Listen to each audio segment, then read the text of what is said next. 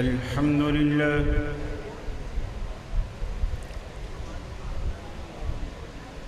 الحمد لله المنعم المحسن الديان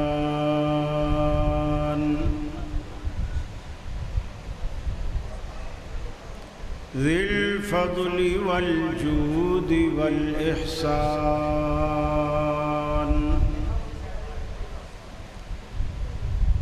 ذي الكرم والمغفرة والامتنان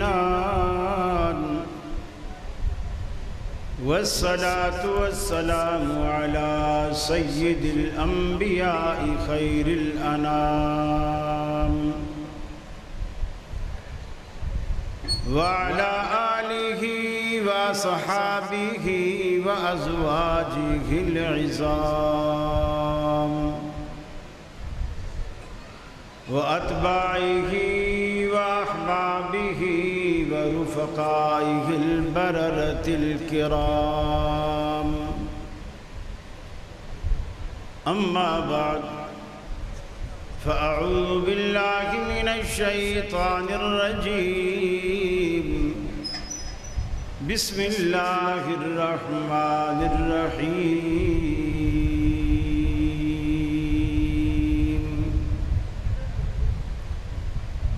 يا أيها الذين آمنوا أطيعوا الله وأطيعوا الرسول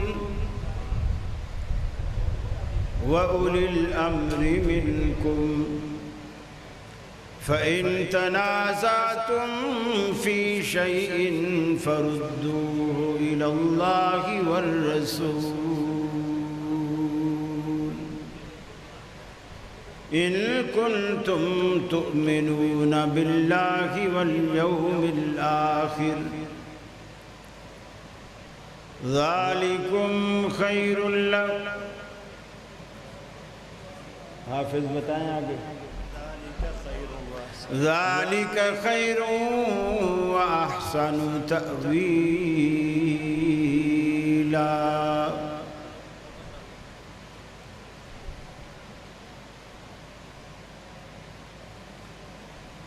یہ مقصد ہے کہ دنیا سے جہالت دور ہو جائے، کلام اللہ سے مومن کا دل پر نور ہو جائے. یا الہی جب تک کہ میرے جسم میں جا رہے تجھ پہ صدقے تیرے محبوب پہ قربان رہے. میں رہوں یا نہ رہوں پر دل کی ہے یہ دعا، دین احمد اور عزت قرآن رہے. الہی ہم میں پھر وہ صدیق سا ایمان پیدا کر، عمر فاروق سا کوئی جری انسان پیدا کر. رگے تحریک کٹ جائے دم عثمان پیدا کر. علی المرتضیٰ شیر خدا کی آن پیدا کر. واجب الاحترام علماء کرام، اکاڑا کے میرے اہل توحید مسلم بھائیوں، میری ماں بہنوں بیٹیوں، آج ہم آپ کے شہر میں، آپ کے علاقے میں رجوع الی القرآن و سنہ کے نام سے جمع ہیں.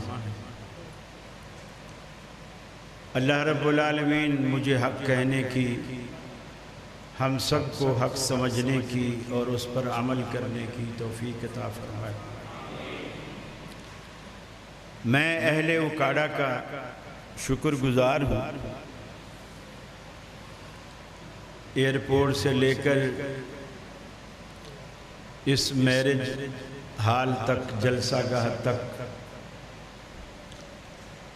الحمدللہ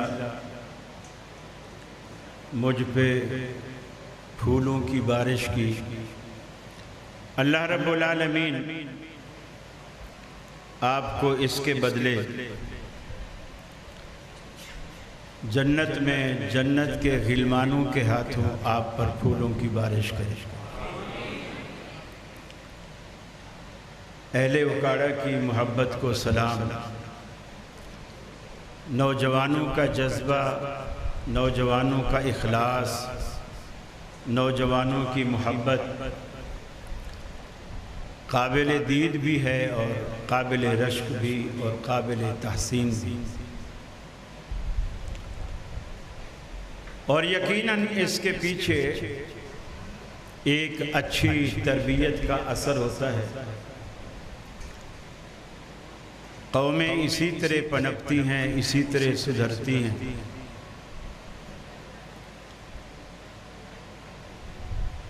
اللہ سے دعا ہے اللہ رب العالمین آپ احباب کا یہ جذبہ سدا سلامت رکھے، سدا برقرار رکھے۔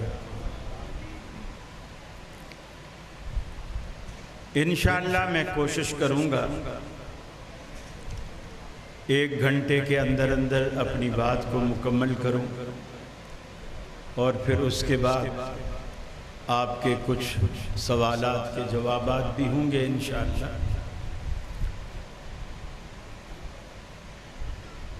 اور ان کے لیے کچھ اور انتظام بھی ہے۔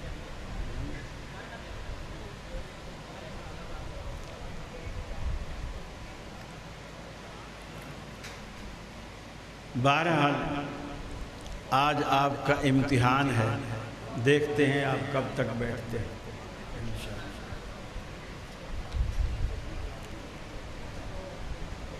سوال یہ ہے کہ آدمی قرآن کی طرف، سنت کی طرف کیوں رجوع کرے، برادری کی طرف کیوں نہ جائے، اپنے مسلک اور تنظیموں کی طرف کیوں نہ جائے، قرآن و سننا ہی کیوں؟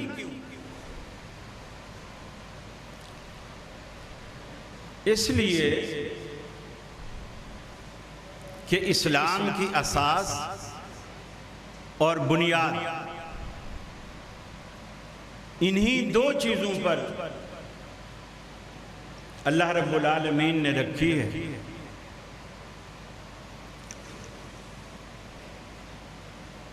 کہ جب بھی آپس میں تمہارا کسی مسئلے میں اختلاف ہو تو اس اختلاف کو ختم کرنے کا ایک حل ہے جو اللہ نے رکھا ہے۔ یہ پنکھا پہلے تو مجھے ہوا دے رہا تھا، اب نہیں دے رہا۔ آگے آپ نے پہلوان بٹھا دیے ہیں تو کہاں سے ہوا ہے؟ ہاں اب تھوڑی تھوڑی۔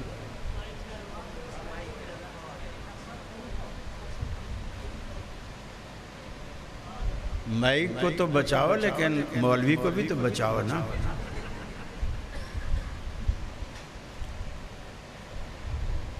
جب بھی آپ کا آپس میں کوئی تنازع، دینی مسئلہ، مثال کے طور پر ایک بندہ کہتا ہے ہاتھ سینے پر باندھنے چاہیے، دوسرا کہتا ہے نہیں پیٹ پہ باندھنے چاہیے، تیسرا کہتا ہے نہیں سرے سے باندھنے ہی نہیں چاہیے۔ اب تنازع تو ہو گیا، اس کا حل کیا؟ ایک کہتا ہے کہ آمین امام کے پیچھے جہری نمازوں میں اونچی کہنی چاہیے، دوسرا کہتا ہے اس سے نماز میں خلل ہوتا ہے، دل میں کہنی چاہیے، تیسرا کہتا ہے کہ امام کے پیچھے فاتحہ پڑھنی چاہیے، پنکھے کے آگے نہیں بٹھاؤ کسی کو بالکل، یا پنکھا اسٹیج پہ رکھ لو یہاں۔ تیسرا یہ کہتا ہے کہ امام کے پیچھے فاتحہ پڑھنی چاہیے، اس کے بغیر نماز نہیں ہوتی۔ چوتھا کہتا ہے جو پڑھے گا قیامت والے دن اس کے منہ میں انگارے ڈلیں، پڑھنی نہیں چاہیے۔ رمضان آئے گا جھگڑا شروع ہو جائے گا، تراویح 20 پڑھیں کہ 8 پڑھیں۔ کرونا سے پہلے لوگ ہمیں مکے مدینے کے حوالے دیتے تھے، یہ تو اللہ بھلا کرے، کرونا کا اہل حدیثوں کے لیے بڑی اچھی چیز ثابت ہے۔ اب حرم میں بھی 8 اور 10 پڑھی جانے لگی کرونا کے بعد سے۔ اب ٹی وی پہ بھی مجھے کوئی نہیں کہتا کہ وہاں 20 ہوتی۔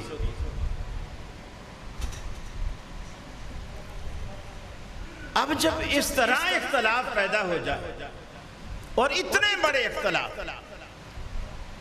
مثال کے طور پر ایک کنویں کے اندر چڑیا گر گئی، مر گئی، پھٹ گئی، پھول گئی،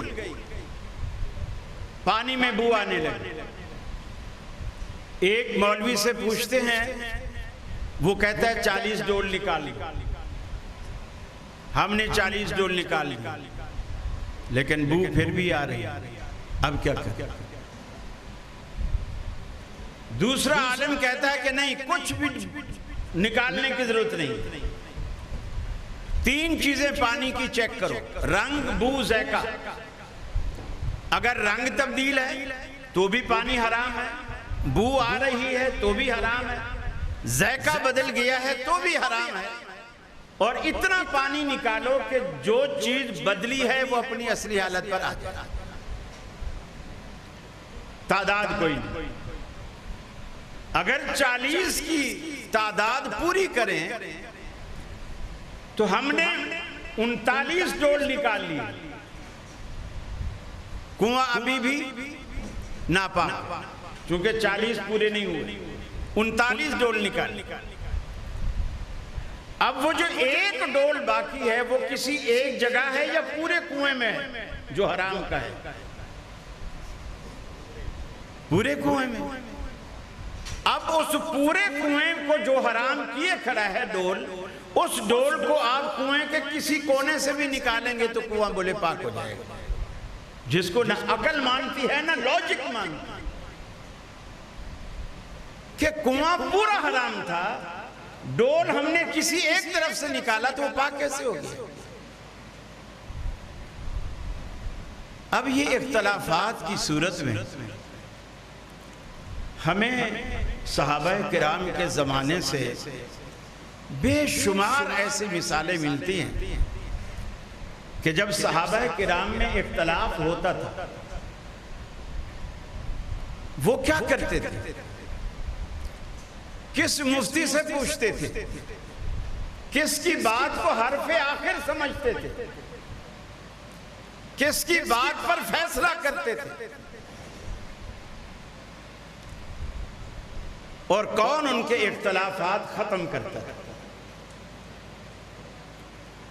نبی مکرم صلی اللہ علیہ وسلم جب دنیا سے رخصت ہو تو آپ کے رخصت ہونے کے بعد صحابہ کرام میں جو سب سے پہلا اختلاف ہوا، آپ کے رخصت ہونے کے بعد، دنیا سے چلے جانے کے بعد، ابھی آپ کا جسد خاکی، جسد اطہر اما عائشہ صدیقہ رضی اللہ تعالی عنہ کے حجرے میں موجود ہے، ابھی تدفین بھی نہیں ہوئی، 3 دن تک موجود رہا۔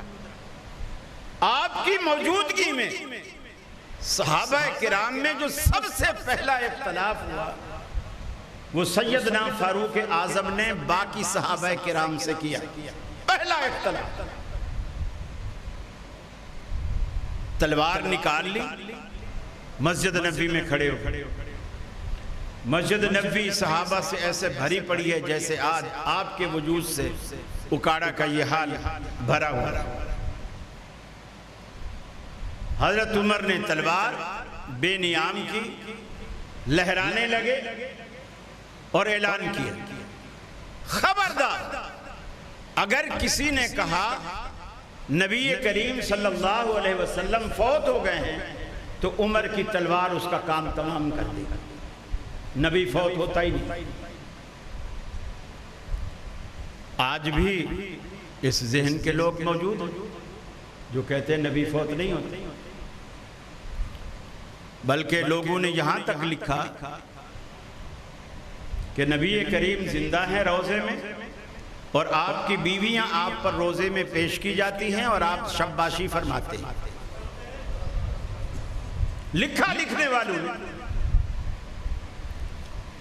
حضرت عمر نے یہ آواز اٹھائی اور اس کے مقابلے میں، اس کی مخالفت میں، اس کے رد میں صدیق اکبر کھڑے ہو. اب دیکھیے اختلاف معمولی لوگوں کا نہیں، میرا اور تیرا نہیں،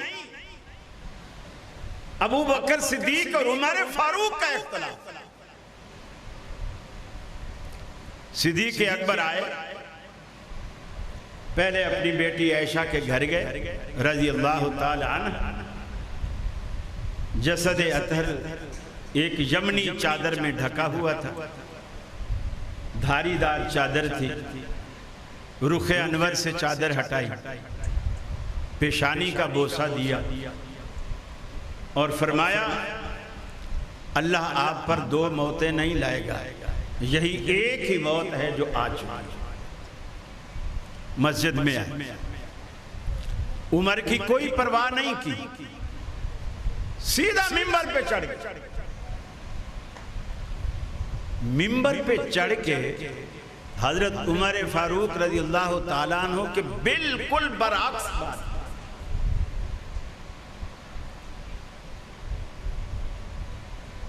فرمایا من کان یعبد محمدا فإن محمدا قد مات.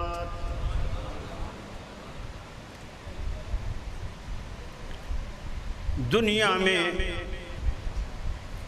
جو شخص محمد عربی صلی اللہ علیہ وسلم کی عبادت کرتا تھا، آپ کو اپنا معبود مانتا تھا، دنیا میں جو شخص آپ کی پوجا کیا کرتا تھا وہ سن لے فَإِنَّ مُحَمَّدًا قَدْ مَاتَ، اس کا معبود آج فوت ہو گیا. 2 ٹوک جملہ. عمر کی تلوار کی بھی پرواہ نہیں کی. وَمَنْ كَانَ يَعْبُدُ اللَّهَ فَإِنَّ اللَّهَ حَيٌّ لَا يَمُوتُ. اور جو اللہ کی عبادت کرتا تھا وہ سن لے فَإِنَّ اللَّهَ حَيٌّ لَا يَمُوتُ، اس کا معبود زندہ ہے، ایسا زندہ ہے کہ اس پر کبھی موت نہیں آئے گی. 2 دعوے، 2 جلیل القدر صحابہ کرام کے دونوں متضاد دعوے.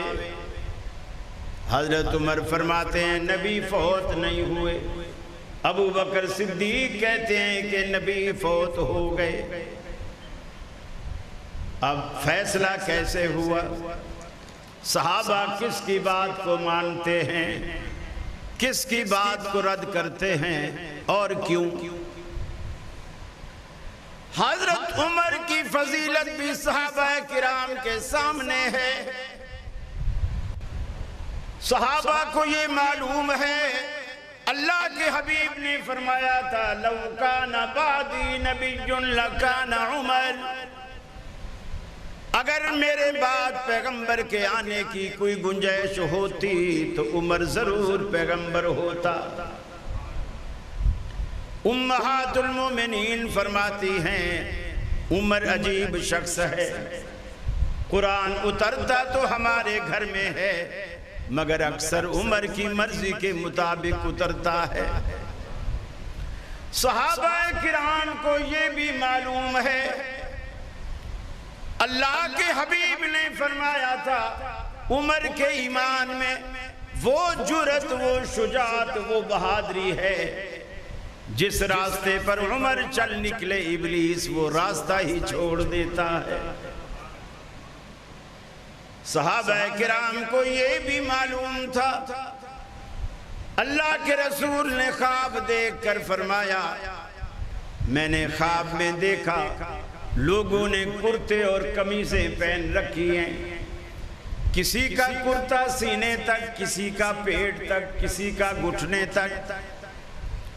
میں نے عمر کو دیکھا سر سے لے کر کے پاؤں تک پورے کا پورا اس کپڑے میں، لباس میں ڈھکے ہوئے ہیں۔ صحابہ نے عرض کی اللہ کے رسول آپ کیا تعبیر فرماتے ہیں؟ آپ نے فرمایا اس کی تعبیر یہ ہے کہ یہ عمر کا علم ہے جس نے عمر کو سر سے پاؤں تک ڈھانپ رکھا ہے۔ مگر اتنا بڑا علم رکھنے والا آج صدیق اکبر سے اختلاف کر کے کہتا ہے خبردار، جس نے کہا نبی فوت ہو گئے میں گردن اڑاؤں گا۔ صحابہ کو یہ بھی معلوم ہے ابو بکر صدیق معمولی آدمی نہیں، وہ شخص ہے جس کے بارے میں اللہ کے رسول نے فرمایا تھا دنیا میں جس نے بھی مجھ پر کوئی احسان کیا تھا میں ان کے احسانوں کا بدلہ دے چکا، مگر دنیا میں واحد ابو بکر ایک ایسا شخص ہے جس کے احسانوں کا بدلہ میں دنیا میں نہیں دے سکا، روز آخرت اللہ ہی اس کا بدلہ دے گا۔ صحابہ کو یہ بھی معلوم تھا کہ آپ نے صدیق اکبر کے بارے میں فرمایا۔ جب صدیق اکبر رضی اللہ تعالیٰ عنہ نے پوچھا اے اللہ کے رسول جنت کے 8 دروازے ہیں، کسی دروازے سے مجاہد جائے گا، کسی دروازے سے زیادہ نفل پڑھنے والا جائے گا، کسی دروازے سے حج عمرہ زیادہ کرنے والا جائے گا، کسی دروازے سے سخاوت کرنے والا جائے گا۔ اللہ کے حبیب کیا جنت کے 8 دروازے کوئی دنیا میں ایسا بھی خوش نصیب ہے جس کو جنت کے 8 دروازے بلائیں اے شخص میرے اندر سے داخل ہو جا، 8 دروازے اسے آواز دیں؟ آپ نے فرمایا انت منہم یا صدیق، اے ابو بکر تو انہی میں سے ہے جنہیں جنت کے 8 دروازے آواز دیں گے۔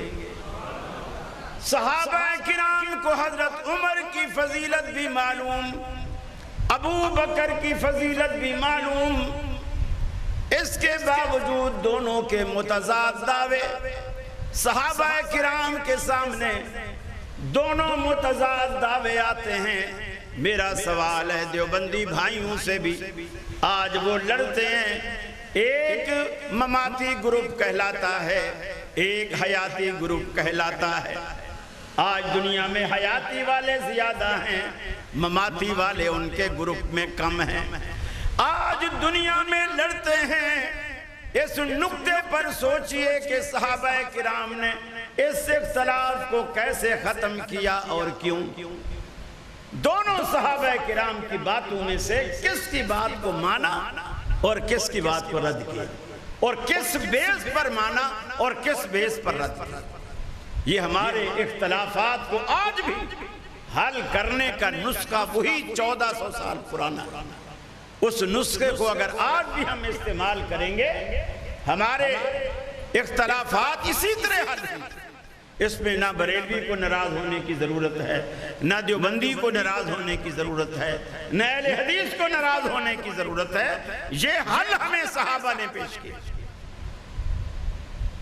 صحابہ نے دیکھیے ابھی تک کسی کی تائید نہیں کی، نہ عمر کی تائید کی نہ ابو بکر کی تائید، چپ کر کے بیٹھ، دعویٰ وہ بھی کر رہے دعویٰ وہ بھی کر رہے، چپ کر کے بیٹھے۔ چپ کر کے کیوں بیٹھے؟ اس لیے چپ کر کے بیٹھے ہیں کہ ابھی تک دونوں شخصیات کے دعوے سامنے آئے ہیں، دلیل کسی نے نہیں دی۔ صحابہ کرام یہ جو عادت ہے نا دلیل لینے کی، دلیل مانگنے کی، دلیل پوچھنے کی اور پھر دلیل لے کر اس کو ماننے کی، یہ صرف اور صرف یقین مانیے دنیا میں اس وقت یہ صرف اہل حدیث کا مسئلہ ہے۔ دلیل لو، دلیل پوچھو، دلیل مانگو۔ میں آپ سے دعوے سے کہتا ہوں، اپنے تجربے کی بات کہتا ہوں، کہیں بریلویوں کا جلسہ ہو، کہیں دیوبندیوں کا جلسہ ہو، بڑا جلسہ ہو، کوئی آپ میں سے کھڑا ہو جائے یا کوئی پرچی بھیج دے مولوی کے پاس، حضرت آپ نے یہ جو فرمایا کہ پیر عبدالقادر جیلانی کا دھوبی قبر میں بخشا گیا تھا، اس کی دلیل کیا ہے؟ یقین مانیے مولوی اسی وقت کہے گا آپ کے جلسے میں کوئی وہابی چھپا بیٹھا ہے، اس کو مارنا 100 شہیدوں کا ثواب، 100 شہیدوں کا ثواب۔ وہ کیوں کہے گا کہ وہابی چھپا بیٹھا ہے؟ اس کو پتہ چلے گا یہ جو دلیل مانگتے ہیں نا، یہ انہی لوگوں کی عادت ہے، یہ انہی لوگوں کی عادت ہے دلیل مانگنا۔ ہماری تو عادت ہی ہے، ہم تو ہر جلسے ہر تقریر کے بعد کہتے ہیں کسی کے پاس کوئی سوال ہو، کوئی بات سمجھ نہ آئی ہو تو پوچھ لے، تاکہ جو بات خطیب صاحب اپنے بیان میں نہیں کہہ سکے اور آپ وہ کہلوانا چاہتے ہیں تو آپ پوچھ لیں۔ وہاں یہ رواج نہیں ہے، اگر کوئی پوچھ لے تو کہتے تیری یہ مجال، تو علماء کے آگے سوال کرے گا۔ کوئی پوچھے کہ اللہ کے بندو سوال علماء سے نہیں کریں گے تو کیا جہلاء سے کریں گے؟ کس سے سوال کریں؟ پوچھنے سے پتہ چلتا ہے، پوچھنے سے۔ آپ کے اسی اکاڑا شہر کا ایک مولوی ہے، میں نام نہیں لیتا چونکہ وضو ٹوٹ جائے گا، تو وہ یہ کہتا ہے کہ قبر کے اندر جب بندے کو دفن کیا گیا، منکر نکیر آئے، انہوں نے پوچھا من ربو کا، بولے میں تو پیر عبدالقادر جیلانی کا دھوبی ہوں۔ انہوں نے کہا من نبیوں کا، تیرا نبی کون ہے؟ بولے میں تو پیر عبدالقادر جیلانی کا دھوبی ہوں۔ کہ ما دینوں کا، تیرا دین کیا ہے؟ میں تو پیر صاحب کا دھوبی ہوں۔ فرشتے بولے پریشان، اللہ کے پاس گئے، اللہ سے جا کر کے کہا کہ یہ آج تو کوئی عجیب بندہ تیرا آیا ہوا ہے، ہر سوال کا ایک ہی جواب دیتا ہے کہ میں پیر صاحب کا دھوبی ہوں۔ اللہ نے کہا کہ چلو ہمارے نیک بندے کے کپڑے ہی دھوتا تھا نا، چلو اس کو بخش دو۔ کہ جب وہ کپڑے دھونے والا بندہ بخشا گیا، ہم جو ہر مہینے ان کے نام کی 11ویں دیتے ہیں، کہ اللہ ہمیں نہیں بخشے گا؟ بخشے گا۔ اب آپ دیکھیں، اب اگر اہل حدیث کے سٹیج پر یہ بات ہو، کیا ایمانداری سے بتائیے کہ یہ سوال آپ کے ذہن میں نہیں آتا؟ کسی نے بھی یہ نہیں پوچھا کہ حضرت یہ جو قبر کے اندر کی جو ریکارڈنگ ہے کہ فرشتوں نے یہ کہا، اس نے یہ کہا، پھر اللہ کے پاس گئے، اللہ نے یہ کہا اسے بخش دو، یہ قبر کے اندر کی ریکارڈنگ تیرے پاس کہاں سے آئی؟ اتنا تو کوئی بندہ پوچھے نا، بس اتنا پوچھ لو، آپ پر حق واضح ہو جائے گا۔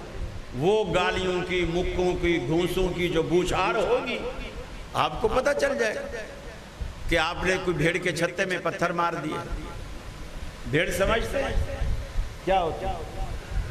ہاں، جسے پنجابی میں پونڈ کہتے ہیں، ہاں وہ اس کے چھتے میں جیسے کسی نے پتھر مار۔ اب صحابہ بیٹھے، اب اس سے یہ بھی ظاہر ہو گیا صحابہ کرام میں شخصیت پرستی نہیں تھی۔ اگر شخصیت پرستی ہوتی، ابو بکر بھی شخصیات میں کسی سے کم نہیں تھا اور عمر بھی شخصیات میں کسی سے کم نہیں تھا۔ شخصیت پرستی نہیں کہ حضرت کی اتنی فضیلت، اور فضیلت بھی کسی مفتی نے بیان نہیں کی، امام کائنات نے بیان کی۔ اس کی فضیلت میں کیا شک ہو سکتا ہے؟ لیکن صحابہ کسی بھی شخصیت کی بات کو مان ہی نہیں رہے۔ اب دعوے دو ہیں، دلیل کسی کے پاس، صحابہ بھی نہیں مان۔ اس سے بھی ظاہر ہوتا ہے صحابہ کرام کا مزاج بھی الحمدللہ وہی تھا جو آج اہل حدیث کا۔ اب صدیق اکبر نے جو منبر پہ کھڑے تھے، انہوں نے دلائل دینے شروع کی۔ فرمایا وما محمد الا رسول قد خلت من قبله الرسل افإن مات او قتل انقلبتم على اعقابكم فمن ينقلب على عقبيه فلن يضر الله شيئا وسيجزي الله الشاكرين۔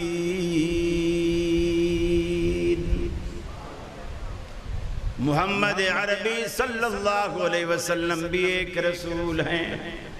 صدیق اکبر نے رجوع الی القرآن فرماتے ہوئے قرآن میں سے دلیل اخذ کی۔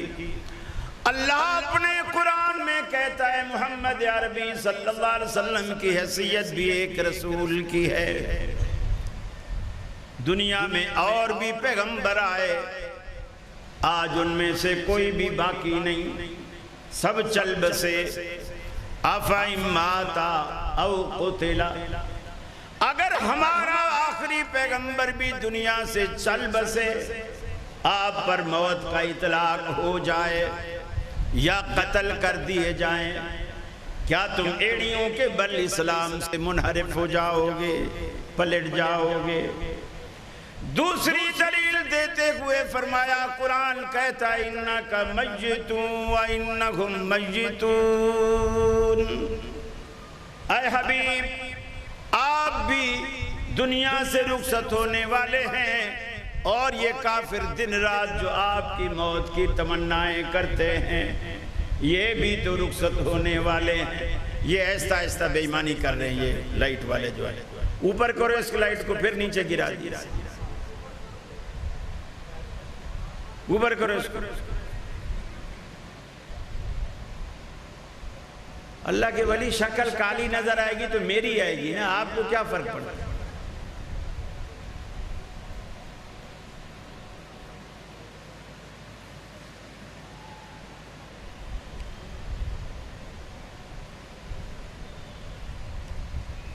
اللہ کے رسول آپ دنیا سے جانے والے ہیں۔ انک میت وانہم میتون، اور یہ جو دن رات آپ کی موت کی تمنا کرتے ہیں یہ بھی تو جانے والے ہیں، یہ کب تک رہیں گے؟ افإن مت فہم الخالدون۔ اے حبیب، اگر آپ دنیا سے چلے جائے تو یہ کیا ہمیشہ رہنے والے ہیں؟ یہ بھی تو دنیا سے جانے والے ہیں۔ قرآن مجید کی یہ آیات جب صدیق اکبر کی زبان پر مچلنے لگی، صحابہ کرام کے دل و دماغ میں اترنے لگی، حضرت عمر کی بے نیام تلوار بھی خود بخود نیام میں داخل ہو گئی۔ سب کو سمجھ آ گیا کہ ابو بکر صدیق کی بات قرآنی دلائل سے بھرپور ہے، سارے اسی بات پہ ایمان لے آئے۔ فیصلہ اسی بات پہ ہو گیا کہ آج آمنہ کا لال ہم میں باقی نہیں رہا۔ جب یہ یقین ہو گیا تو پھر خلافت کی بیعت کا مسئلہ بھی سامنے آیا، تدفین کا مسئلہ بھی سامنے آیا، جنازے کا مسئلہ بھی سامنے آیا۔ جب یہ مان لیا کہ اللہ کے رسول دنیا سے رخصت ہو گئے، بیعت کے معاملے پر اختلاف ہوا، خلیفہ کون بنے گا؟ انصار کہتے ہیں خلیفہ ہم سے بنے گا، مہاجر کہتے ہیں خلیفہ ہم میں سے ہوگا، اور ایک تیسرا گروہ کھڑا ہوا، ارے میاں کیوں لڑتے ہو؟ مہاجر کہتے ہیں خلیفہ ہمارا ہوگا، انصار کہتے ہیں خلیفہ ہمارا ہوگا، تیسرا منصف مزاج گروہ کھڑا ہوا، میاں کیوں لڑتے ہو؟ مہاجروں کے لیے مہاجر بنا لو، انصاریوں کے لیے انصاری خلیفہ بنا لو، قصہ ہی ختم۔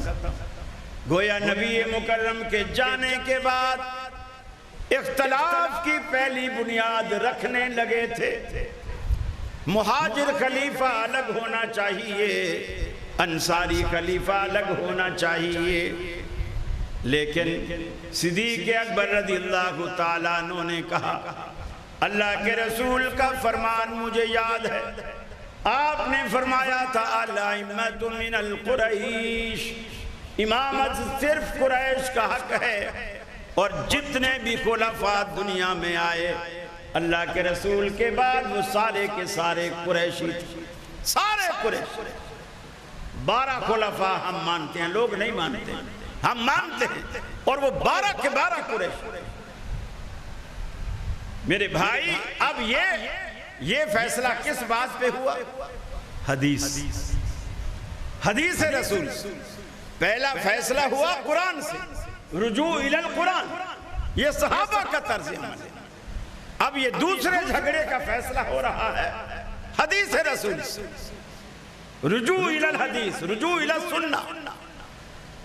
یہ دونوں طرز عمل صحابہ کرام کے طرز عمل ہے، دونوں طرز عمل صحابہ کرام کے طرز عمل۔ پھر تیسرا بڑا اختلاف کھڑا ہوا، پیغمبر کو دفن کہاں کیا؟ ایک طبقہ کہنے لگا آپ کا جو آبائی علاقہ مکہ ہے وہاں دفن۔ کسی نے کہا نہیں، آپ تو مکہ چھوڑ آئے تھے، ہجرت کر کے آپ مدینے آئے، اور آپ نے اہل مدینہ سے کہا تھا کہ میرا مرنا جینا اب تمہارے ساتھ، لہٰذا مدینے میں دفن۔ تیسرے گروہ نے کہا نہیں، انبیاء کی کثیر تعداد بیت المقدس میں دفن ہے، اس کے آس پاس قرب و جوار میں، لہٰذا آپ کو بھی وہیں دفن کیا جائے۔ تینوں الگ الگ رائے، لیکن فیصلہ کس بات پر ہوا؟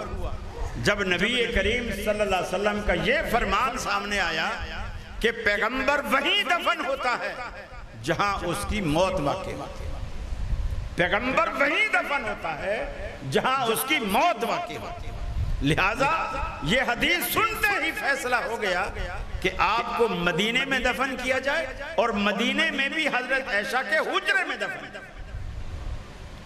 چونکہ آپ آخری وقت میں بھی حضرت عائشہ کے حجرے میں تھے، اور وہیں آپ خالق حقیقی سے جا ملے۔ یہ فیصلہ بھی حدیث کے مطابق، یہ رجوع الی القرآن و سنہ، کہ اللہ رب العالمین کے رسول کے جو صحابہ ہیں وہ اختلافات کو کیسے ختم کرتے ہیں۔ ایک علاقہ تھا، اس علاقے میں ایک خاتون فوت ہو گئی، اور اس پورے علاقے میں جو عورتوں کو غسل دینے والی خاتون تھی وہ ایک ہی خاتون تھی، اور اتفاق سے جب اس کے پاس لوگ گئے کہ فلاں گھر میں فوتگی ہو گئی ہے اور آپ آ کے وہاں میت کو غسل دو، انہوں نے کہا میں تو حالت حیض میں، اس خاتون نے کہا میں حالت حیض میں کیسے غسل دوں؟ ہاں اگر علماء سے آپ مسئلہ پوچھو، اگر علماء کہتے ہیں کوئی بات نہیں غسل دے سکتے تو میں دے دیتی ہوں، مجھے تو کوئی اعتراض نہیں۔ یہ محلے میں ایسا ہوتا ہے، ایک آدھ خاتون ہوتی ہے، یا وہ مؤذن کی بیوی ہوتی ہے، یا امام صاحب کی بیوی ہوتی مولویوں کی بیوی، عام آدمی اس میں ہاتھ نہیں ڈالتے۔ عورتیں ویسے بھی ڈرتی ہیں کہ میت والا گھر ہے وہاں جائیں گے، اسرائیل ابھی وہیں آس پاس کہیں پھر رہا ہو، اب ہم جائیں گی ہمیں بھی دیکھ لے گا، دوسرے دن ہمارے گھر میں آ جائے گا۔ وہ میت کا چہرہ بھی دیکھ رہے، رشتہ دار بھی ہونا تو بھی چہرہ دیکھنا نہیں جاتا، ڈر کے مارے۔ خود گھر والے بھی اس کمرے میں نہیں سوتے، جنازہ اٹھ بھی جائے چلا بھی اس کمرے میں نہیں سوتے۔ یہ مولویوں کو اس کا بستر، اس کی چاند، وہ جو بستر کی چاندنی چارپائی ہے جو مولویوں کو گفٹ کر جاتے ہیں نا صدقے میں، مرن اسی لیے کر جاتے ہیں۔ گھر میں سارا خاندان ڈر رہا ہو، مولوی نہیں ڈرتے۔ ابا مرحوم کی نشانی ہے، وصیت کر گئے تھے۔ اب آج کل کے مولوی بھی ہوشیار ہیں، انہوں نے کہا ابا مرحوم کی صرف یہی نشانی ہے، وہ آئی فون بھی تو یوز کرتے تھے، وہ کدھر؟ وہ راڈو گھڑی بھی تو یوز کرتے تھے، وہ کدھر ہے؟ یہ جو مسئلہ پوچھا گیا، علماء کچھ کہیں غسل دے سکتی، کوئی حرج نہیں. ان سے پوچھے دلیل، بولے بس غسل دے سکتی ہے، دلیل کوئی نہیں. کچھ علماء کہیں غسل نہیں دے سکتی کیونکہ ناپاکی کی حالت ہے، بھی دلیل بس ناپاکی کی حالت ہے، نہیں دے سکتی. اسی کشمکش میں ظہر کا وقت آ، صبح کی مری ہے میت اور ظہر کا وقت آ گیا، نہلانے والی کوئی نہیں. امام ابو ثور رحمت اللہ علیہ بہت بڑے محدث ہیں، ظہر کی نماز پڑھنے کے لیے مسجد میں آئے. جب یہ مسجد میں آئے تو لوگوں نے کہا امام صاحب ہم بڑے پریشان، میت گھر پہ پڑی ہوئی ہے، غسل دینے والا کوئی نہیں. ایک عورت ہے وہ کہہ رہی ہے کہ میں حالت حیض میں ہوں، میں غسل کیسے؟ امام صاحب نے کہا اسے کہو کہ وہ غسل دے. لوگوں نے کہا دلیل؟ اب یہ جو ہمیں کہتے ہیں نا کہ یہ انگریز کی پیداوار ہے، یہ 10 سال 15 سال پہلے کے، اس سے زیادہ یا جب سے پاکستان بنا ہے جب سے، اس سے پہلے یہ لوگ نہیں تھے. اب آپ دیکھو ہمارا نظریہ، ہماری دعوت، ہمارا منہج اس وقت سے. ہاں آپ یہ کہہ سکتے ہیں اکاڑا میں فلاں سن سے اہل حدیث ہے، یہ میں مانتا ہوں، لیکن دنیا میں ان کا وجود فلاں سن سے ایسا ہے. دنیا میں اہل حدیث کا وجود جب سے ہے، جب سے قرآن ہے، جب سے حدیث ہے. ساری دنیا نئی ہے، اہل حدیث پرانے، اہل حدیث پرانے ہیں. اسی لیے ہمیں دقیانوسی لوگ کہتے ہیں. لوگ کہتے ہیں دقیانوسی لوگ ہیں، پرانے ذہن کے مالک ہیں، یہ وہ 1400 سال پرانی باتیں کرتے ہیں، نئی بات یہ کرتے ہی نہیں. امام ابو ثور رحمت اللہ علیہ نے کہا اس خاتون کو بولو غسل دے. لوگوں نے کہا دلیل؟ کہا دلیل وہ روایت ہے جو آج بخاری میں بھی موجود ہے. اللہ کے رسول وضو کر کے آئے، جگہ پہ کھڑے ہوئے اور حضرت عائشہ تھوڑا فاصلے پر کھڑی. آپ نماز پڑھنے کے لیے وضو کر کے آئے، کھڑے ہوئے. حضرت عائشہ گھر میں فاصلے پر کھڑی ہیں، جہاں کھڑی ہیں ان کے قریب جائے نماز رکھی ہے. آپ نے حضرت عائشہ سے کہا عائشہ وہ جائے نماز مجھے اٹھا کے دو. حضرت عائشہ نے فرمایا اللہ کے رسول میں تو حالت حیض میں ہوں. وہی اعتراض کہ میں تو حالت حیض میں ہوں، غسل کیسے دوں؟ میں حالت حیض میں ہوں، جائے نماز کو کیسے اٹھاؤں؟ گویا میں تو ناپاکی کی حالت میں ہوں، نماز کا کپڑا تو پاک ہوتا ہے، میں اس کو کیسے ہاتھ لگاؤں؟ آپ نے فرمایا عائشہ ان حیضتک لیست فی یدک، حیض کو تیرے ہاتھوں میں نہیں لگا ہوا، اٹھا کے دے مجھے، کپڑا اٹھا کے دے مجھے. یہ حکمی پلیدی الگ چیز ہے. کسی کا نجس ہو جانا، جیسے کتا ناپاک ہے، خنزیر ناپاک ہے، کہ عورت نعوذ باللہ ان دنوں میں ایسی ہو جاتی ہے. کیا وہ آٹا نہیں گوندتی، آپ کا روٹی نہیں پکاتی؟ تب تو کوئی اعتراض نہیں ہے، مزے لے لے کے پراٹھے کھاتے ہیں دیسی گھی میں. آج تو بڑے اچھے پراٹھے بنائے، بڑا مزہ آیا. بھلے وہ یہ بھی کہہ دے میں حالت حیض میں ہوں، پھر بھی کسی کو اعتراض نہیں پراٹھوں پر، بنائے تو اسی ہاتھ سے ہے. تو امام ابو ثور نے فرمایا جب عائشہ سے اللہ کے رسول نے کہا ان حیضتک لیست فی یدک، حیض تیرے ہاتھوں میں نہیں، جائے نماز اٹھا کے دے. اس نے بھی غسل ہاتھوں سے دینا ہے، اس کو بولو غسل دے دے. یہ منہج صرف اہل حدیث کا ہے. جب بھی کوئی اختلاف ہو فوراً یا قرآن کی طرف رجوع کرو یا حدیث کی طرف رجوع کرو. پوچھو قرآن اس مسئلے میں کیا کہتا ہے.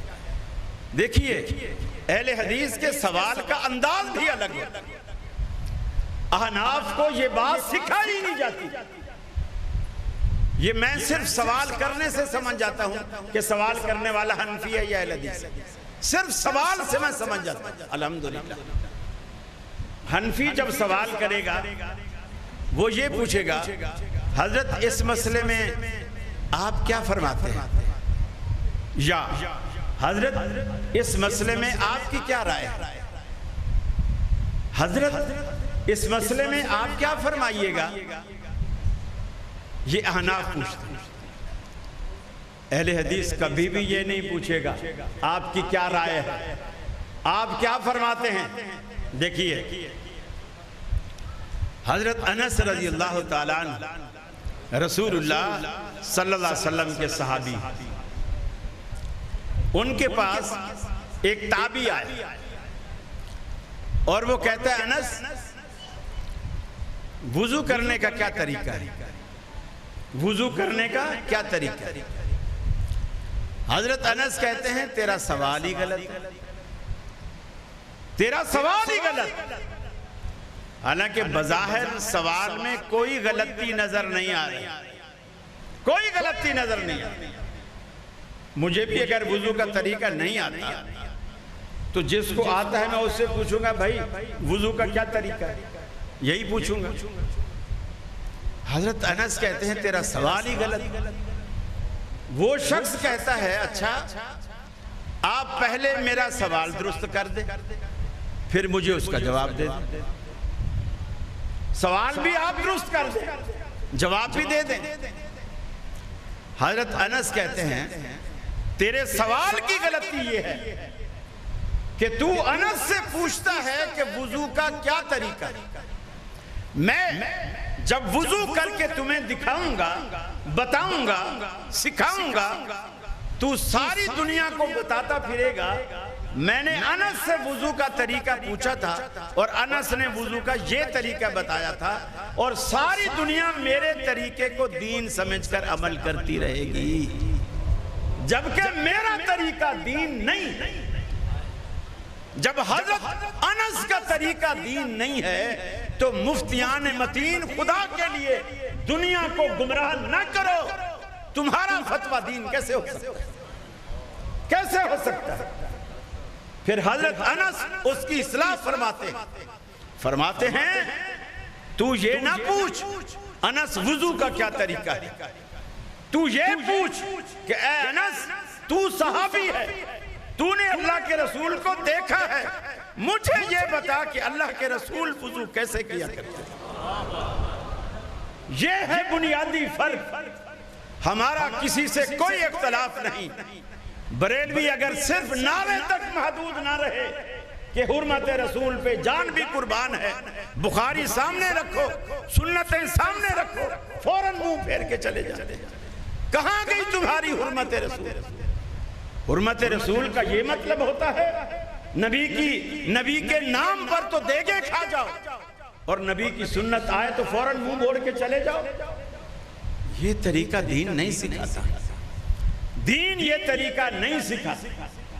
دین جو ہمیں راستہ دیتا ہے بالکل سیدھی راہ۔ قرآن مجید میں اللہ رب العالمین نے فرمایا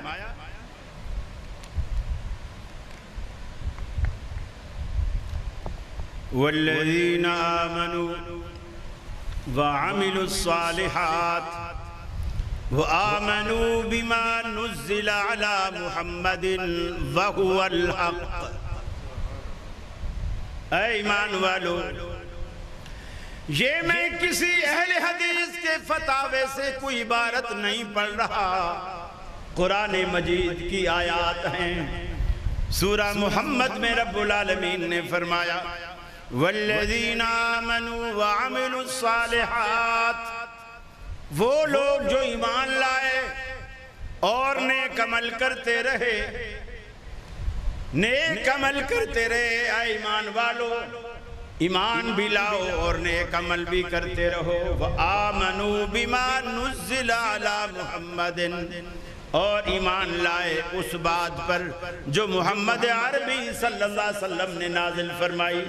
نزل علی محمد، آپ صلی اللہ علیہ وسلم کی ذات پر اللہ رب العالمین نے جو بات اتاری اس پر عمل کیا، وَهُوَ الْحَقُّ مِن رَبِّهِمْ، ان کے رب کی طرف سے وہی حق ہے۔ اللہ حق بھی اسی کو کہہ رہا ہے۔ اور محمد عربی پر صرف قرآن نہیں اترا، اکاڑا والو یہ بات یاد رکھ لو، محمد عربی پر صرف قرآن نہیں اترا، اللہ کے رسول کا فرمان ہے۔ آپ نے فرمایا الا انما اوتیت القرآن ومثلہ معہ، خبردار مجھے اللہ نے قرآن بھی دیا ہے اور قرآن کی مثل اس کے ساتھ اور چیز بھی عطا کی ہے، اور وہ حکمت، جس کو قرآن جگہ جگہ کہتا ہے کہ حبیب آپ کو ہم نے قرآن بھی عطا کیا، کتاب بھی عطا کی، حکمت بھی عطا کی۔ وہ حکمت ہے جسے اللہ کے رسول نے کہا مجھے اللہ نے مجھ پر دو چیزیں اتاری، ایک قرآن بھی اتارا ہے اور اس کی جیسی اس کی مثل اور چیز اتاری۔ یہ جو قرآن کا معنی اور مفہوم ہے نا، یہ حدیث رسول کے بغیر آپ سمجھ ہی نہیں سکتے۔ میں عرض کر رہا تھا کہ صحابہ کرام کا مزاج یہ تھا۔ آپ سنیے، قرآن مجید کہتا ہے اقیموا الصلاۃ، نماز کو قائم کرو۔ پورا قرآن پڑھیے، آپ کو نماز قائم کرنے کا طریقہ نہیں ملے گا۔ نماز کہتے کسے؟ ظہر کی کتنی رکھتے ہیں؟ رکعت کسے کہتے ہیں؟ فجر کی کتنی رکھتے ہیں؟ عشاء کی کتنی رکھتے ہیں؟ رکوع ایک رکعت میں کتنے؟ سجدے ایک رکعت میں کتنے؟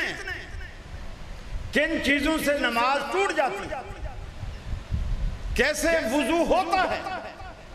اگر قرآن کا وضو دیکھو تو شروع ہی چہرے سے ہوتا ہے۔ اذا قمتم الی الصلاۃ فاغسلوا وجوہکم، سب سے پہلے چہرہ دھوؤ، قرآن کہتا ہے۔ قرآن قرآن قرآن کی رٹ لگانے والوں سنو، جب تک نبی کو نہیں ساتھ ملاؤ گے قرآن کے، قرآن آپ کی فہم میں، آپ کی بصیرت میں قرآن آ ہی نہیں سکتا۔ دیکھیے اب قرآن کی حکمت اور نبی کی حکمت دیکھیے۔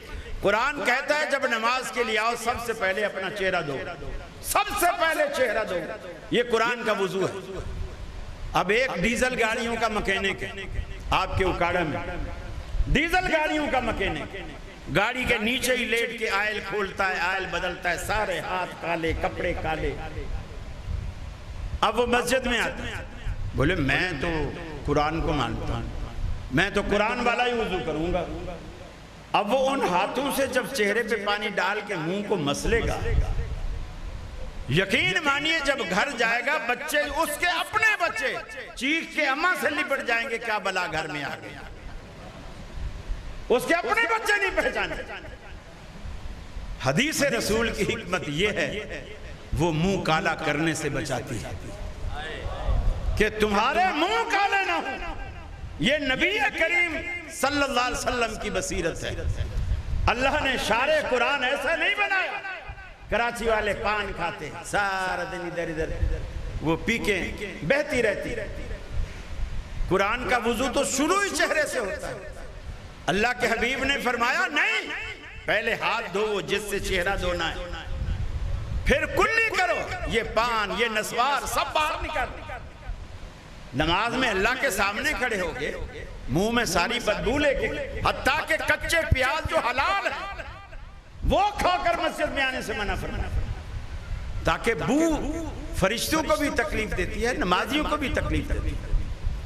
یہ اللہ کے رسول کی حکمت ہے۔ آپ نے ساری باتیں قرآن میں جتنی بھی اجمالاً اللہ نے بیان کی۔ قرآن ایک مجمل اصول دیتا ہے، حدیث اس کی تفصیل بیان کی۔ جب تک ان دونوں کی طرف رجوع نہ ہو، اب مثال کے طور پر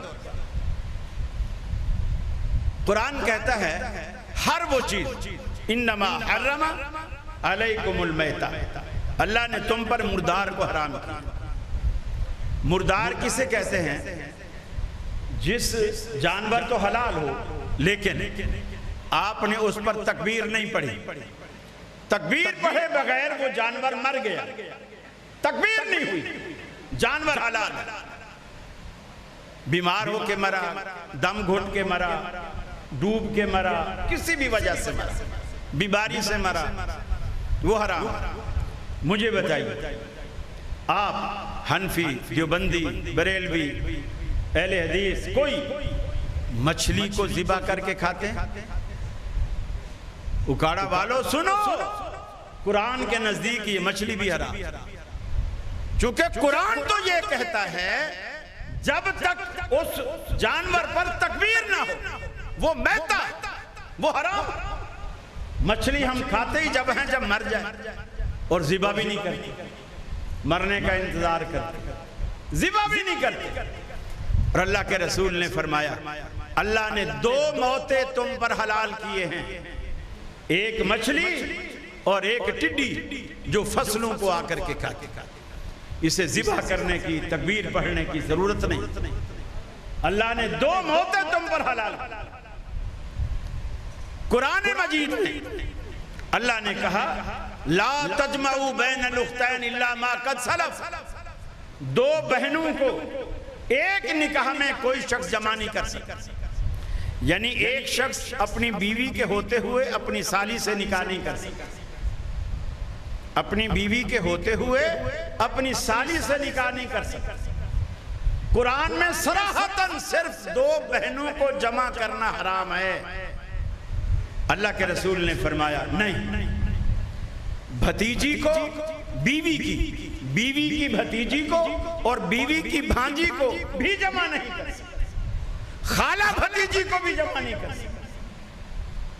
یہ قرآن سے بالکل الگ چیز ہے، اور اس کو دنیا مانتی ہے، دنیا مانتی ہے، اس کے خلاف کوئی نہیں کرتا۔ پھر قرآن مجید کہتا ہے اگر کوئی بندہ کسی عورت کو 3 طلاقیں اکٹھی یا الگ الگ مجلس میں کسی طرح 3 طلاقیں دے دے، عورت عدت گزار دے، اس کا پہلا نکاح ختم ہو جائے۔ اب ہمارے ہاں یہ ہے اگر 3 طلاقیں اکٹھی دی تو ہم کہتے ہیں وہ ایک رجی طلاق، عدت کے اندر اندر رجوع کر سکتا ہے، عدت گزر جائے رجوع نہیں کیا تو بعد عدت کے وہ تجدید نکاح کر سکتا ہے۔ لیکن احناف کہتے ہیں جب 3 لفظ بولے جائیں عورت اس پر ہمیشہ کے لیے حرام ہو جاتی ہے۔ حرام ہونے کے بعد اب وہ کیا کہتے ہیں، قرآن بھی یہ کہتا ہے حتی تنکح زوجا غیرہ، جب تک کہ وہ دوسرے خامن سے نکاح نہ کرے تب تک پہلے خامن کے لیے حلال نہیں ہوگی، جس سے ان لوگوں نے مصنوعی حلالہ نکالا، جسے اصل میں حرامی کا لفظ کہنا چاہیے، اس لیے کہ اللہ کے رسول نے فرمایا لعن اللہ المحلل والمحلل لہ، لعنت ہے اس شخص پر جو حلالہ کرے وہ بھی اور جس کے لیے کیا جا رہا ہے وہ بھی، دونوں ملعون، دونوں پر خدا کی لعنت۔ اب قرآن نے شرط رکھی حتی تنکح زوجا غیرہ، صرف دوسرے خاوند سے نکاح کرے۔ اللہ کے رسول نے فرمایا نہیں، صرف نکاح شرط نہیں ہے، صحبت بھی شرط ہے، اور یہ قرآن میں کہیں نہیں، یہ قرآن میں کہیں نہیں ہے۔ اللہ کے رسول نے کہا جب تک قرآن مجید کو نبی رحمت کی طرف ان کی زبان سے نہیں سمجھیں گے تو ہمیں قرآن کا صحیح مفہوم، دین کا صحیح مفہوم، دین کا صحیح مطلب ہماری سمجھ میں نہیں آ سکتا۔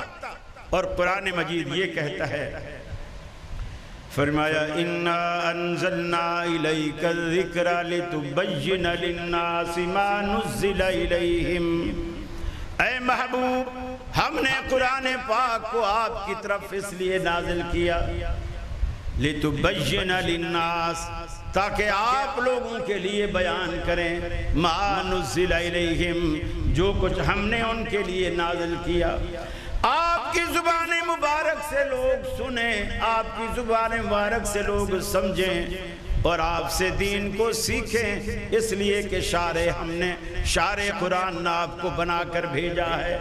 لہذا کسی مفتی کا کوئی دخل نہیں، کسی عالم کا کوئی دخل نہیں، کسی مسلک کا کوئی دخل نہیں۔ ہم اس وقت تک مسلمان نہیں ہو سکتے جب تک لا الہ الا اللہ محمد الرسول اللہ کا تقاضے پورے نہ کرے، اور اس کلمے کا تقاضا یہ ہے اللہ کی بات مانو، اس کے رسول کی بات مانو. جب تمہارا جھگڑا ہو جائے کسی مسئلے میں اپنے مسئلے کو قرآن اور حدیث پر پیش کرو جیسے صحابہ کرام نے پیش کیا. اللہ سے دعا ہے اللہ رب العالمین مجھے بھی اور آپ کو بھی عمل کرنے کی توفیق عطا فرمائے. وآخر دعوانا ان الحمدللہ رب العالمین.